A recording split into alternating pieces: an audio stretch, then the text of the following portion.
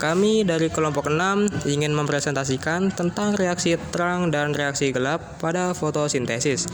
Untuk nama kelompoknya adalah Bagas Armanda, Dwi Nurhidayah, Muhammad Yusuf, Rinda Herlinda, dan Vicky Andre Prasetya. Fotosintesis. Fotosintesis adalah proses pengubahan zat-zat anorganik yaitu H2O dan CO2 oleh klorofil menjadi zat organik yaitu karbohidrat dengan bantuan cahaya. Proses fotosintesis berlangsung dalam dua tahapan reaksi yaitu reaksi terang dan reaksi gelap. Reaksi terang adalah reaksi yang membutuhkan cahaya matahari. Cahaya matahari tersebut itu digunakan sebagai energi penggeraknya. Jadi energi matahari akan menggerakkan elektron dalam fotosintesis sehingga proses fotosintesis dapat berlangsung. Tempat terjadinya reaksi terang itu di dalam kloroplas, tepatnya di membran tilakoid. Pada membran tersebut terdapat fotosistem yang tersusun dari pigmen-pigmen. Pigmen-pigmen tersebut akan menangkap energi cahaya matahari. Fotosistem yang terlibat dalam fotosintesis adalah fotosistem 1 dan fotosistem 2. Dua fotosistem ini dibedakan berdasarkan kemampuan mereka untuk menangkap cahaya dari panjang gelombang yang berbeda. Fotosistem 1 dapat menyerap kuat energi cahaya dengan panjang gelombang 700 nanometer, sementara fotosistem 2 dapat menyerap kuat energi cahaya dengan panjang gelombang 680 nanometer. Dalam reaksi terang ada dua jenis aliran elektron, yaitu aliran non-siklik dan aliran siklik. 1. Aliran non-siklik. Yang pertama, aliran non-siklik. Pertama kali cahaya matahari akan ditangkap oleh klorofil dalam fotosintesis 2, sehingga elektron di pusat fotosistem itu akan naik ke tingkat energi yang lebih tinggi dan ditangkap oleh akseptor primer. Elektron tersebut akan mengalir turun untuk menuju tingkat energi awalnya. Namun, melewati beberapa molekul sebagai akseptornya elektron yang telah naik tadi menyebabkan pusat fotosistem 2 kekurangan elektron untuk mengisi kekosongan tersebut. Suatu enzim akan memecah H2O atau air menjadi dua molekul H positif dan satu molekul O negatif. Dua molekul O negatif tadi akan bersatu dan akhirnya berubah menjadi oksigen yang akan dilepas oleh tumbuhan. Elektron dari fotosistem 2 yang naik dan ditangkap akseptor elektron tadi akan dialirkan menuju sederetan protein yaitu PQ plus tokoinon, kompleks sitokrom, dan PC plus tosianin. Jadi melewati sederhana protein-protein ini yang akan mengantar elektron tersebut kembali ke tingkat energi semula. Ketika ditangkap oleh protein-protein tersebut, tadi elektron akan melepaskan sebagian energinya sehingga dapat digunakan untuk membentuk ATP. Nah, di samping itu, elektron pada fotosistem 1 juga tereksitasi ke tingkat energi yang lebih tinggi karena menangkap energi cahaya matahari.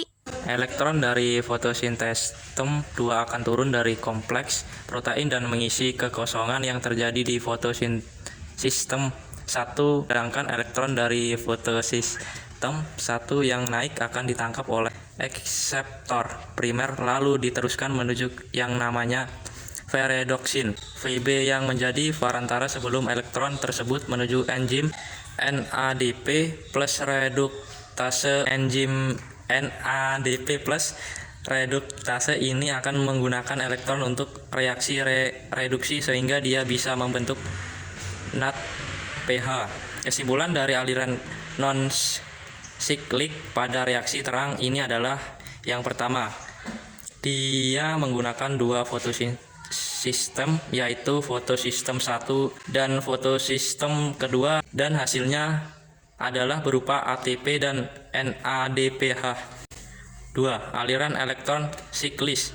Beginilah proses aliran elektron siklis. Energi cahaya akan menggerakkan elektron pada fotosistem 1 sehingga naik ke tingkat energi yang lebih tinggi. Elektron yang naik tersebut akan ditangkap oleh akseptor primer kemudian disalurkan menuju Vb, ferredoksin, kemudian kompleks sitokrom dan PC plus tosianin sebelum kembali ke tempatnya semula di fotosistem 1, saat bergerak dari Vb kemudian ke kompleks sitokrom dan ke PC plus tosianin. Elektron akan melepas energi yang akan digunakan untuk membuat ATP. Berikutnya kesimpulan dari reaksi terang. 1. Reaksi terang menggunakan cahaya matahari sebagai negara penggerak elektron. 2. H20 sebagai pendonor elektron akan dipecah dan menghasilkan oksigen. 3. Aliran elektron non-siklis menghasilkan ATP dan NADPH. 4. Aliran elektron siklis hanya menghasilkan ATP. Reaksi gelap adalah reaksi yang tidak membutuhkan cahaya matahari pada prosesnya. Reaksi gelap juga disebut siklus Calvin. Reaksi gelap merupakan proses masuknya ke ion karbon dalam bentuk CO2 yang nantinya akan menghasilkan output berupa gula siklus. Siklus ini menggunakan ATP dan NADPH untuk membentuk gula. Gula hasil produksi langsung dari siklus ini bukanlah glukosa yang memiliki karbon 6, melainkan jenis gula yang memiliki karbon 3 yaitu gliserat 3 fosfat atau G3P. Reaksi gelap ini terjadi di bagian sperma pada kloroplas.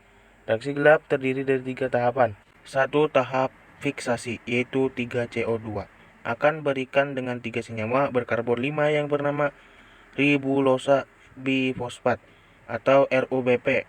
Enzim yang mengatalisasi tahap pertama ini adalah rubisco. Rubisco merupakan protein yang banyak ditemukan di kloroplas. Produk yang dihasilkan tahap pertama ini adalah senyawa yang disebut dengan 6 carbon intermediate yang berjumlah 3 buah senyawa ini. Berumur pendek, karena keadaan tidak stabil lalu senyawa ini akan segera dipecah membentuk senyawa 3 fosfogliserat sebanyak 6 buah. 2. Tahap reduksi. Tiap molekul 3 fosfogliserat akan menerima tambahan fosfat dari ATP membentuk 1,3 bifosfogliserat.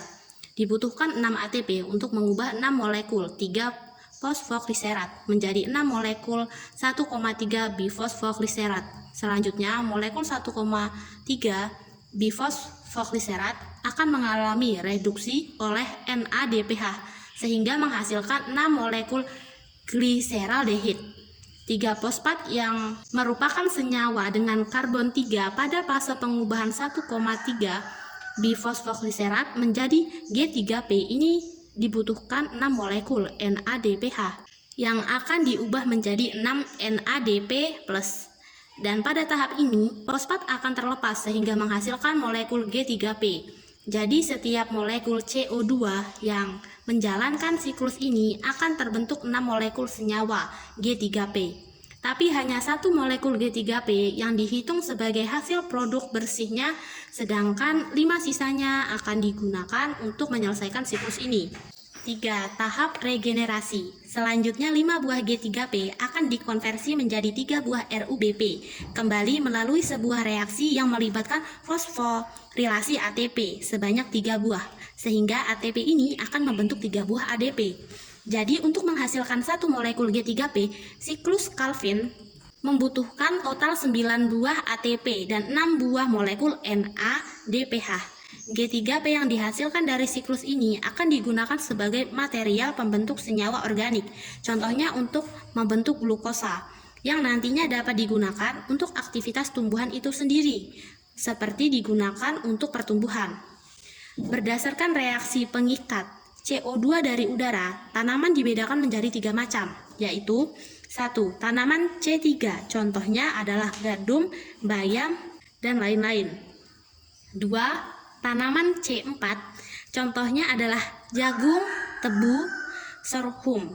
3. Tanaman CAM, contohnya adalah tanaman kaktus.